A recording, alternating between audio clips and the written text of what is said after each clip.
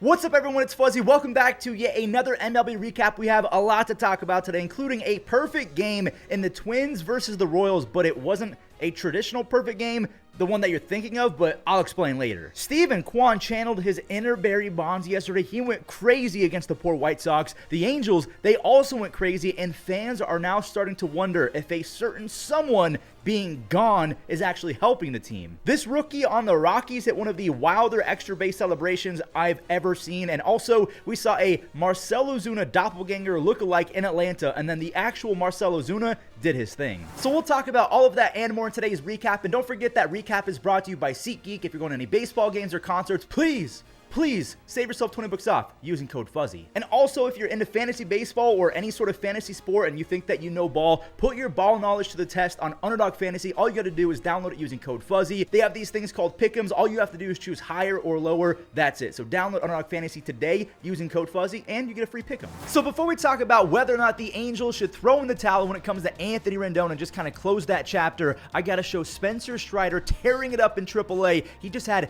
13 strikeouts in maybe his final rehab start. So in 13 2/3 at AAA this year, he struck out 27 hitters. That is a 17.8 strikeouts per nine. Braves fans, I'm happy to say that reinforcements, they're almost here. Let's talk about the Braves game just because we talked about Spencer Strider. After Atlanta went up 1 on a Matt Olson RBI groundout, Kyle Schwarber, he smoked a 98-mile-per-hour fastball, 430 feet for his 6th home run already. That's the first run that Schwellenbach has allowed all year. By the way, that's career home run number 290 for Kyle Schwarber. We have a battle. A 14-pitch at-bat between Jesús, Luzardo, and Matt Olson. They were both smiling around pitch 10, 11, 12. They were just like, hey, who's going to win? Can you please just end it already? Luzardo wins it with a double play, and Schwellenbach, he got out of some big-time trouble in the 5th. He strikes out Nick Castellanos for the 3rd time of the game. Both starters, Schwellenbach and Luzardo, went 6 on just 1 run, and look at how Spencer ended his night looking like a shortstop out there because he was a shortstop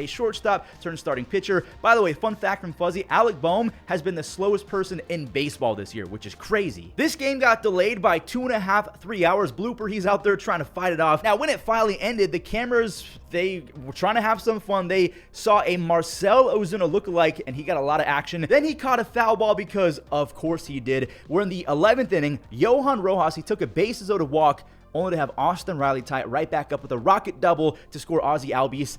And now the ball game's over. Now, a lot of people were clowning on the Braves. Oh, you can't get more than 10 fans. Guys, it wasn't even the same day. This game started on April 10th. It's now April 11th. There was rain. It was midnight. Come on, people have work. Of course, there was only like a couple thousand people left. So Marcell does walk it off in front of his own doppelganger. The Braves take the first of many series against the Phillies this year. The Braves are 3-9, but again, Strider, he's almost back.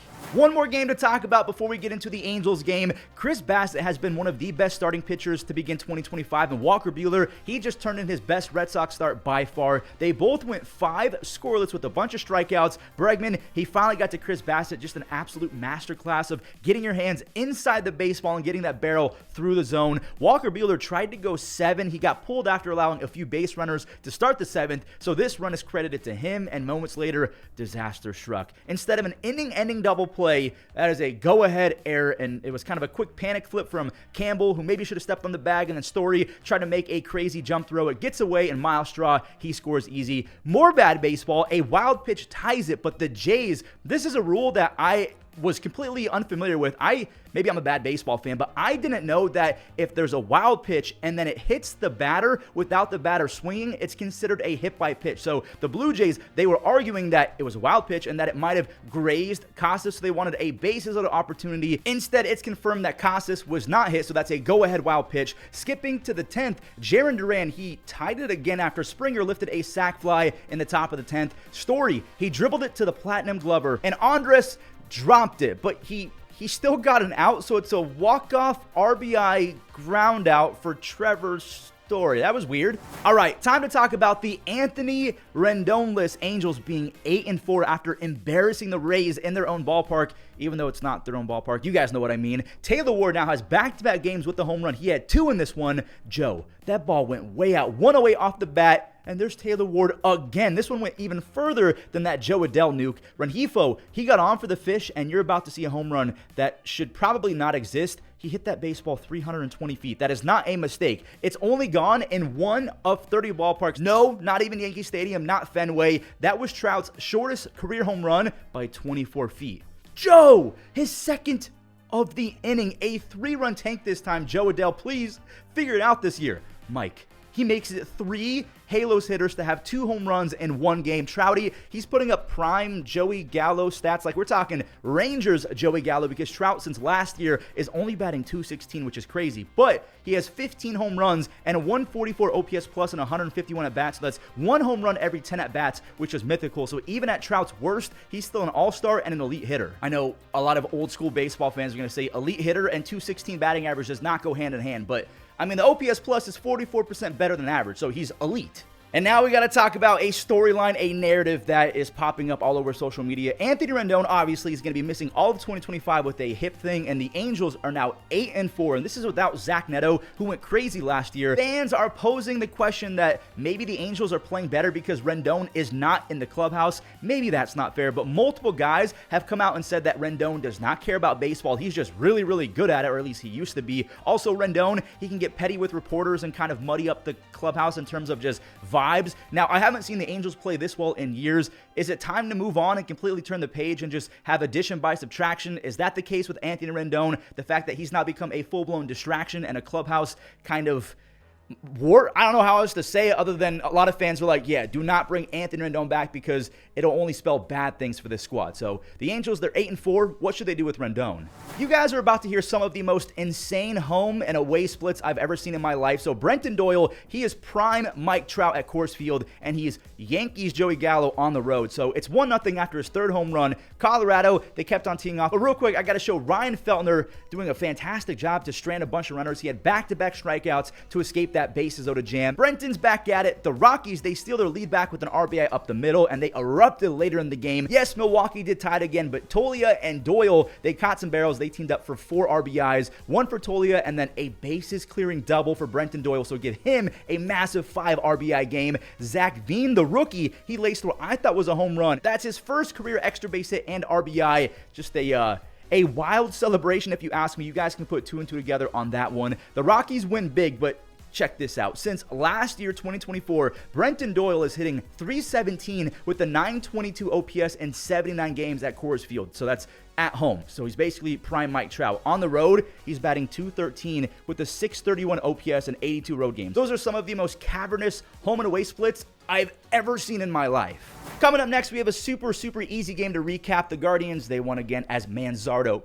We finally won a trade with the Tampa Bay Rays. They stole Yandy Diaz from us. They stole Junior Caminero from us. But hey, you know what? We stole Manzo from them, and Aaron Savali isn't even with the Rays anymore. So how does it feel, Rays fans? Kind of sucks, right? Manzardo's up to 4 home runs and 11 RBIs. Kwan, that's the second 2-run tater of the day. Steven is also batting .360, and you can see exactly why his batting average is always going to be approaching 300, because he sends one the other way on a perfect piece of hitting. He just stayed on top of it. Now he's bunting. He's your grandfather's favorite player by far. He had 4 base hits and 4 RBIs. Again, the Guardians, they went easy, and I do want to show one more guy because this guy's the key for the 2025 Guardians and maybe even beyond. Gavin Williams, with the help of the umpire, I'm not going to lie, had 7 strikeouts over 5. He led every starting pitcher yesterday with 16 swing and misses. Now, I think the umpire, again, just wanted to go home because some of these were bad calls, but the curveball was working big time for the big rig. That's what they call Gavin Williams. They deemed this guy the next Garrett Cole. I'm hoping that he can at least achieve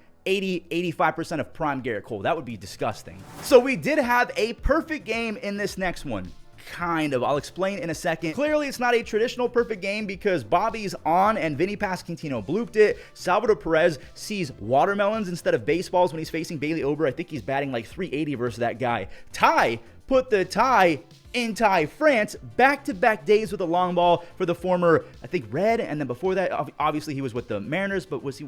I can't remember if he was with someone else in between. Anyways, the Twins got back to scoring. Ryan Jeffers made it 2-1 after Michael Walker allowed Trevor Larnach to score, so Schreiber could not save him out the pen. But Kansas City's offense did have Michael Wacha's back. No W for Michael Wacha, but at least he won't get the L. India, he worked a long at bat. He won it with an RBI single. Bobby Witt Jr., he lifted a go-ahead sac fly. Drew Waters, he comes in for the game's final run. Carlos Estevez, he tossed the ninth. He picked up his 4th save of the year. The Royals, they take this series. They're back over 500 at 7-6. The Twins slipped to 4-9. There was a perfect game, though. The home plate umpire, Mark Ripperger, he called the second perfect game by an umpire, joining Pat Hoberg, who, by the way, got banned from baseball because his buddy was betting on baseball on Pat's account or something like that. I don't remember exactly what went into it, but allegedly there was some betting involved, but I don't think that he was betting on his own games. It was weird. But yeah, shout out to my editor, Pesky Talk, because I didn't know that this happened, but he made sure that I mentioned it. So shout out Pesky. So because there weren't too many games from yesterday, for the first time in 2025, I want to do a recap of all the stat leaders and the standing leaders across the game of baseball. So in terms of batting average,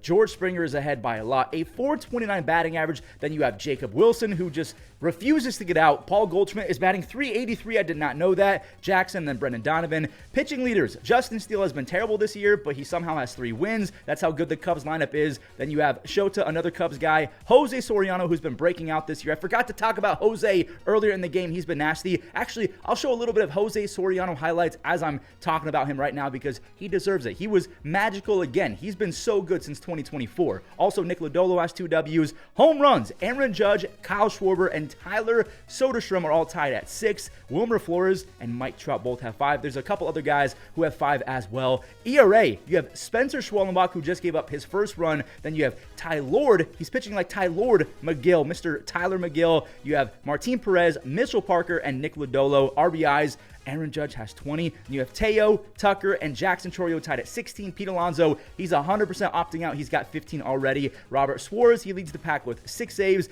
A surprise closing stud already, Luke Jackson. I thought it was going to be Chris Martin. Nope, Luke Jackson seems to be the guy. Then you have Estevez, Finnegan, Munoz, and I think a couple other guys with 4 hits. You have Tucker and Jacob Wilson tied at 19. Paul, again, Goldie has 18. He is hitting like prime Goldie right now. You have Altuve.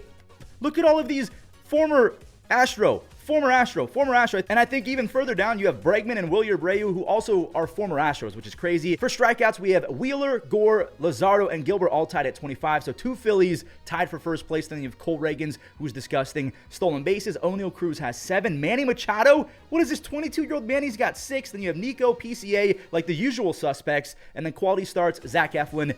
That's terrible timing. He's now injured.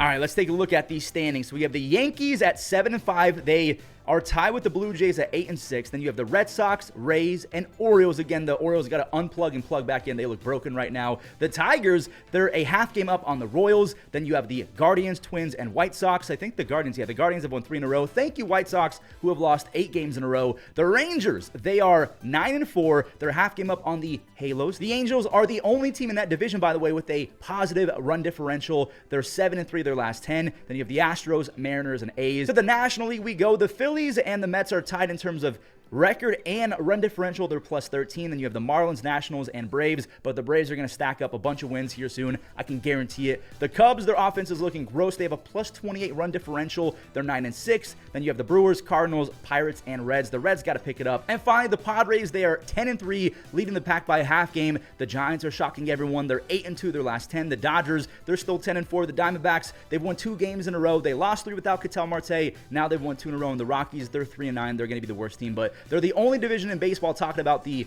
NL West where they have 4 teams with a positive run differential. The second best, the AL East, you can see that they have 3. And there we go, another recap in the books. Thank you guys so much for supporting the series. You're growing the game of baseball with me. This series will not be possible without you. Remember, I almost had to quit last year and you guys saved me. Thanks again for that. But yeah, that's it. Thank you guys for watching and always supporting. And if there's any web gems, here you go. That's in left center field and a running, diving. Pat Murphy throughout the ball game, and just line to left and sliding. High in the air down the right field line, a long run for Springer. 5 appearances. McMahon down the line. It's a fair ball knocked down by Bowers. Feeds Hudson for the out. That's in left center field and a running, diving Play and a swinging roller. Matt bare hand down at first.